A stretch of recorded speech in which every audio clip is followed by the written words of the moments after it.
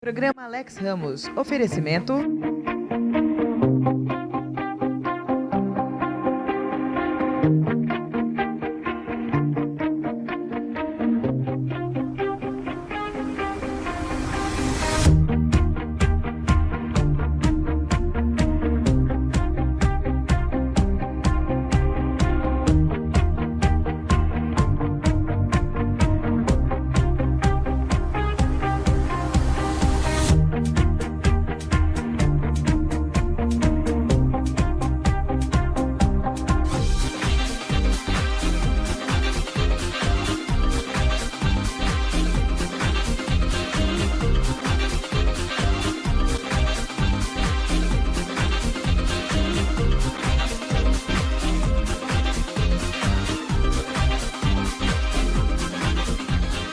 Bem, meus amigos, estamos começando mais um programa Alex Ramos. Já estava morrendo de saudade de vocês, gente.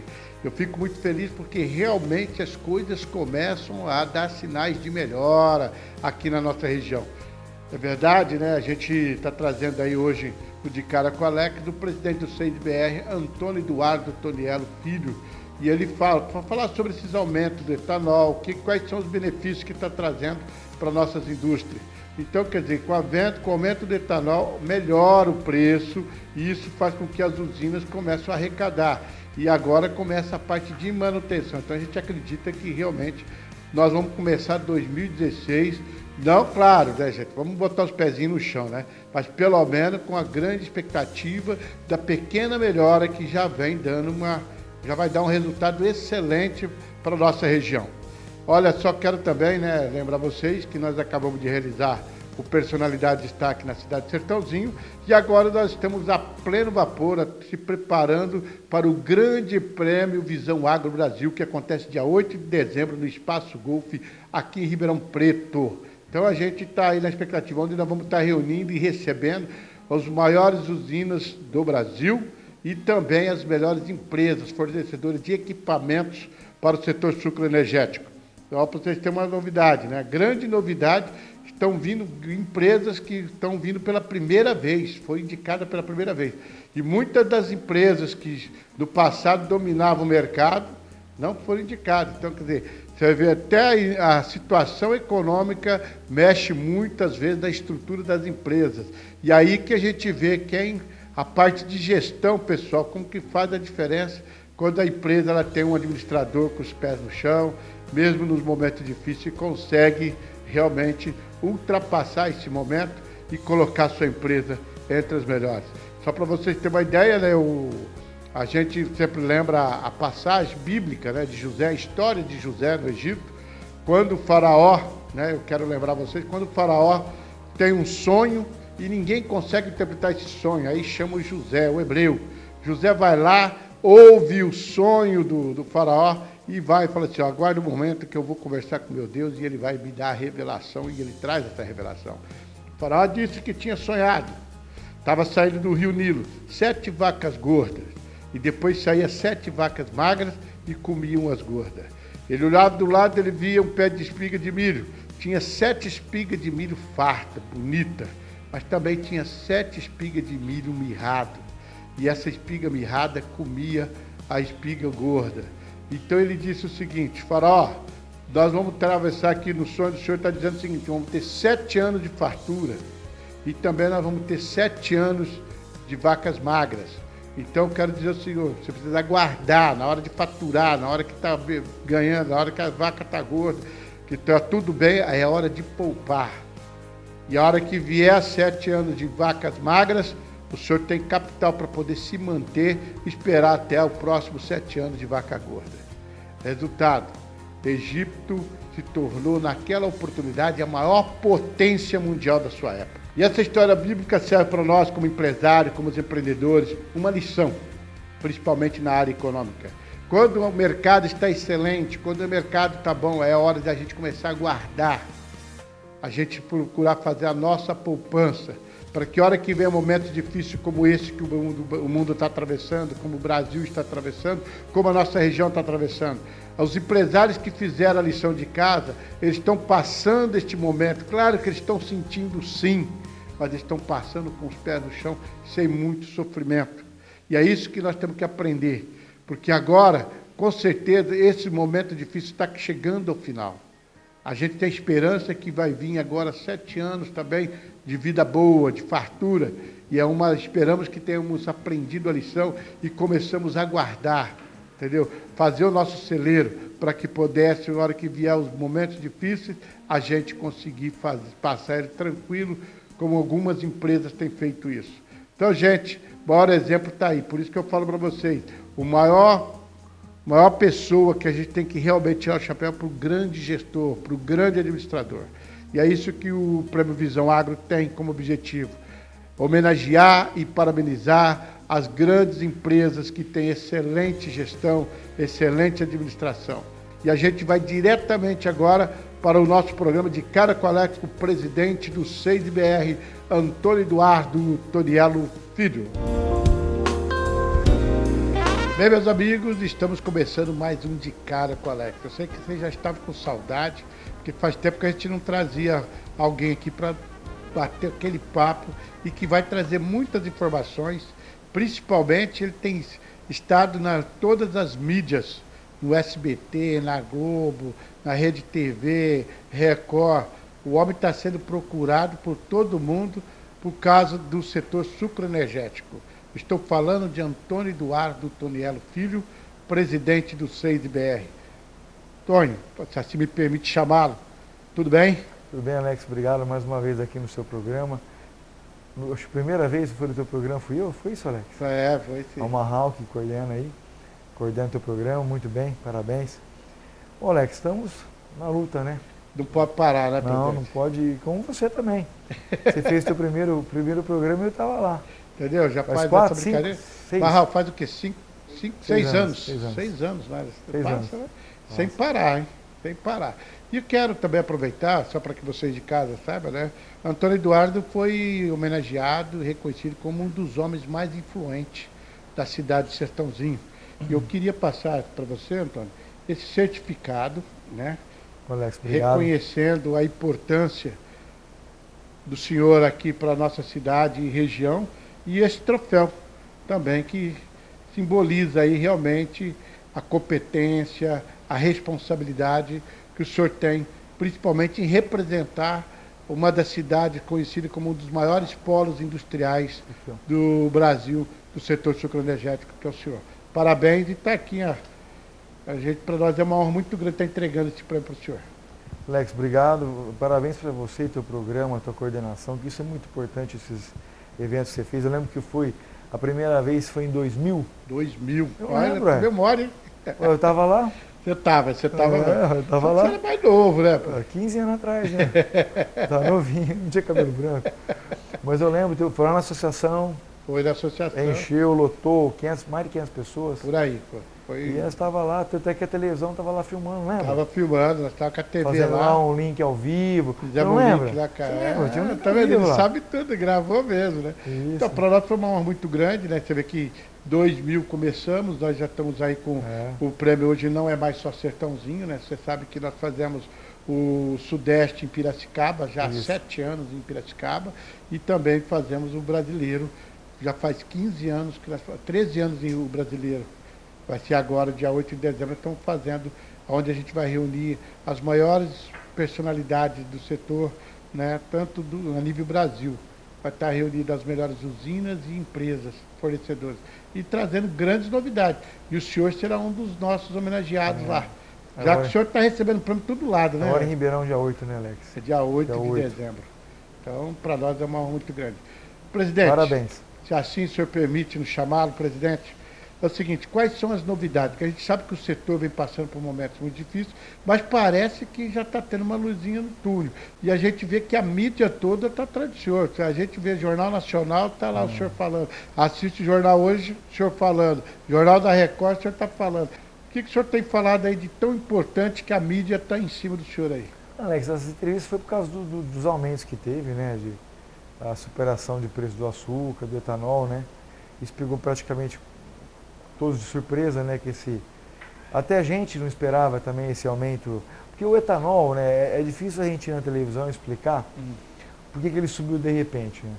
O etanol ele é mercado, né? Então eu tento explicar, e eles são meio rápidos, né, Alex? Eles são meio curtos, nas entrevistas eles já falam, né, que Jornal Nacional é 30 segundos, então assim, você não tem muito o que explicar sobre o aumento que de 30 centavos, 35 que teve o etanol, o aumento de R$30 que teve o saco de açúcar.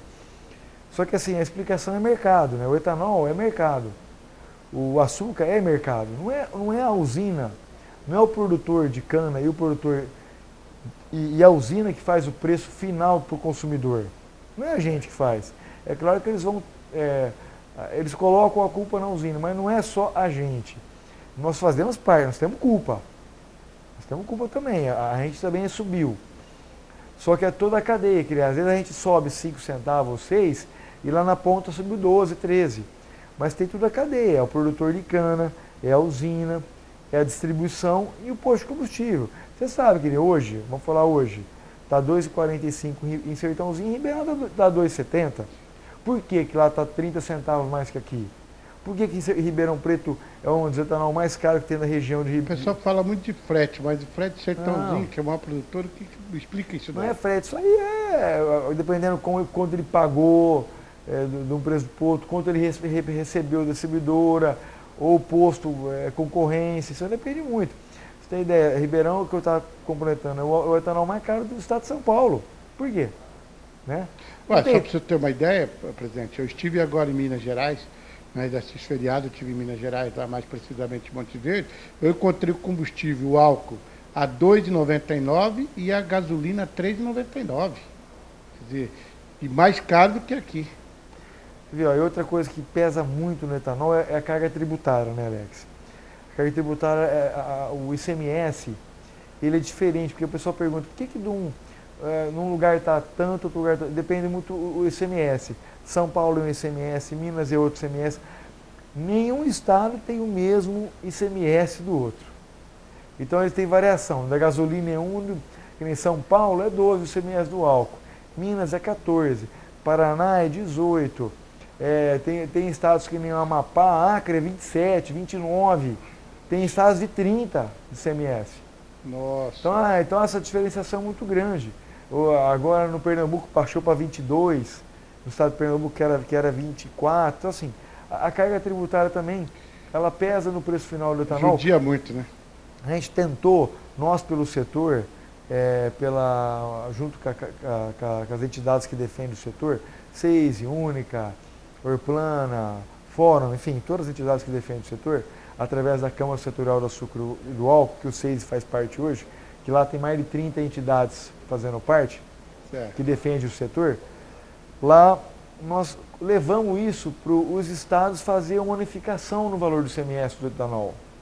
Ser um valor só, para não ter essa briga e essa diferença muito grande de valores de um estado para o outro, né, para não atrapalhar até o consumidor. Então a gente tentou unificar, mas não conseguimos. É difícil, porque cada estado, o ICMS é do estado. Cada um puxa o sardinha para o seu lado. É difícil você baixar a receita agora, né? Presidente, é o seguinte, a gente sabe desses aumentos, mas por outro lado, a gente ouve dizer que para as usinas melhorou. E há uma esperança de que pode melhorar a cadeia produtiva de um modo geral. Que isso aí já é o começo das luzinhas no fundo do túnel, em recuperação do setor sucroenergético? Sim, Alex, tem ideia, que eu falei, mercado. O etanol ele subiu, primeiramente porque ele acompanhou a gasolina. A gasolina subiu de repente, porque ela ficou 4 anos aí represada, 4 para 5 anos ela sendo controlando a gasolina, e agora ela acabou sumindo e o etanol sobe junto. Primeiramente por quê? Ele sobe porque ele ficou muito competitivo em relação à gasolina. Com isso, aumentou muito a demanda. Nós estávamos tendo 1,6, 1,7 bilhão de litros de consumo por mês de etanol hidratado. Fora o etanol anidro, que é mais 800, 900 milhões por mês. Então essa demanda é muito grande pela nossa produção, porque ele ficou competitivo. Então, automaticamente, por essa demanda estar aquecida, porque consome bastante, o preço sobe, ele é mercado. Né? Não tem jeito de uma usina falar assim, eu não vou vender mais caro, porque é mercado. Puxa, a demanda acaba puxando o valor. E ele acompanhou a gasolina, né? Por causa da demanda crescente. A gente, se vínhamos investindo em tecnologia, investindo em aumento de área, aumento de produção de cana, automaticamente renovando o canavial e aumentando a área de canavial, nós íamos aumentar mais a produção. Já aumentamos, esse ano a gente vai produzir quase 10% a mais de etanol em relação ao ano passado. Só que se nós tivéssemos investido em aumento de área, em tecnologia, nós ia ter muito mais etanol no mercado. Eu garanto que a gente ia ter 2, 3 bilhões a mais de álcool no mercado esse ano. E com isso não subia tanto, porque o mercado controla. Ia ter bastante produção, automaticamente com bastante consumo, então o preço não ia subir tanto como subiu agora. Então demandou investimento.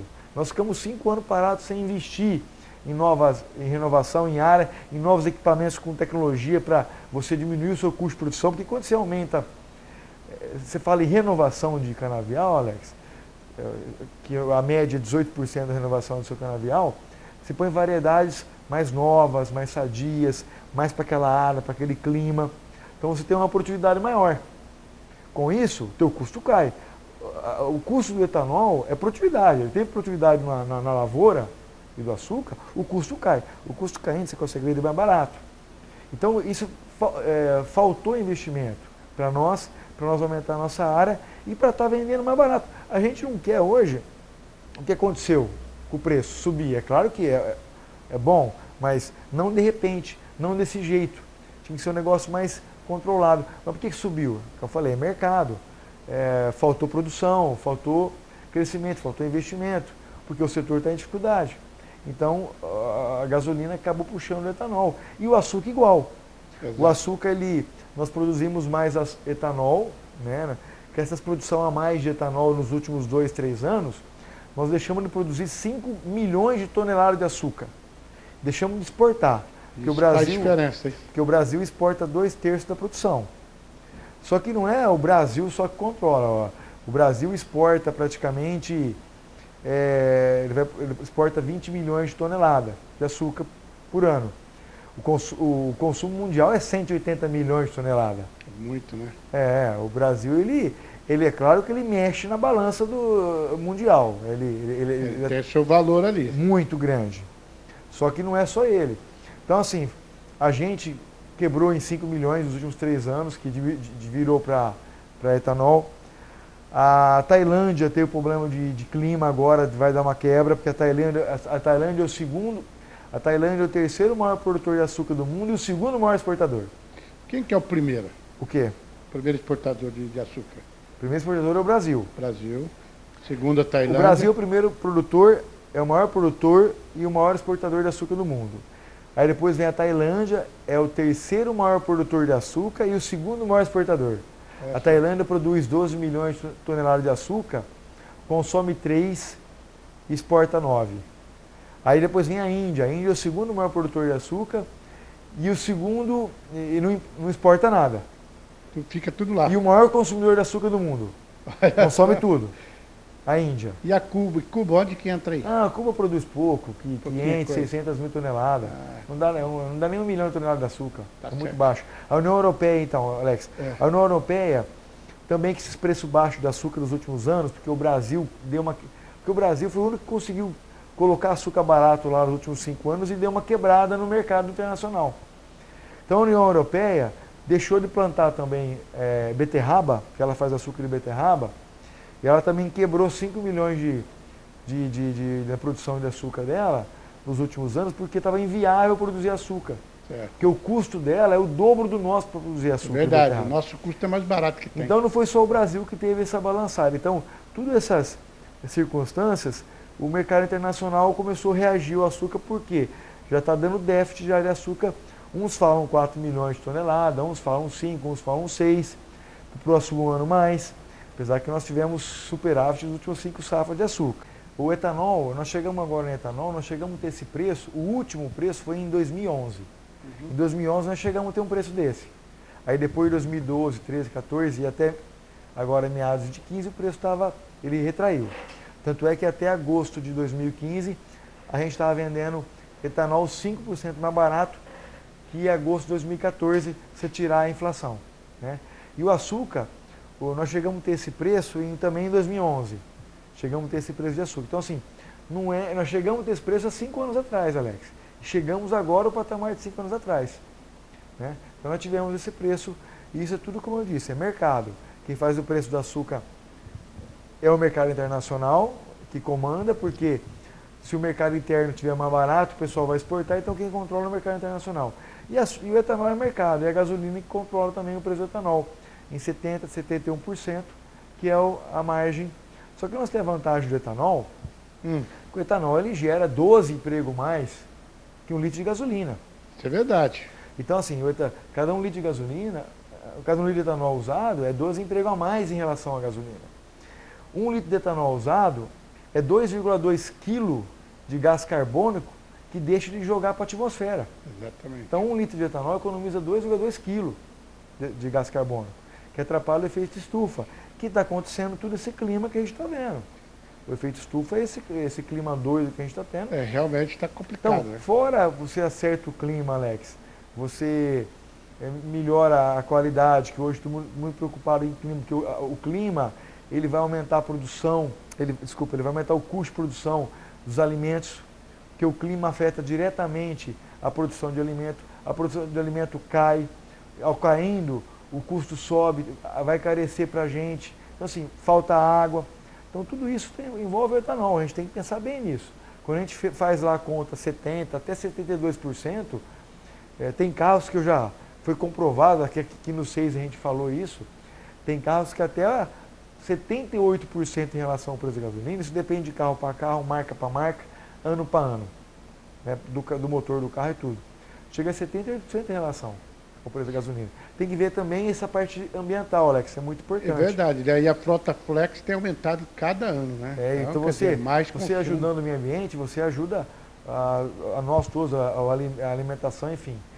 E também, Alex, a geração de emprego. Acho que o que eu falo, é muito melhor a gente pagar R$ 2,60, R$ 2,50 do litro do álcool, mas ter emprego, entendeu? Ter dignidade, tá trabalhando, pegar lá, paga, vai comprar, mas tem. É isso que a gente fala, né? Há males que vem para o bem, né? Ou é melhor a gente vender álcool R$ 1,00, desculpa, vender álcool em 1,80 que estava na bomba, e você não ter dinheiro para colocar.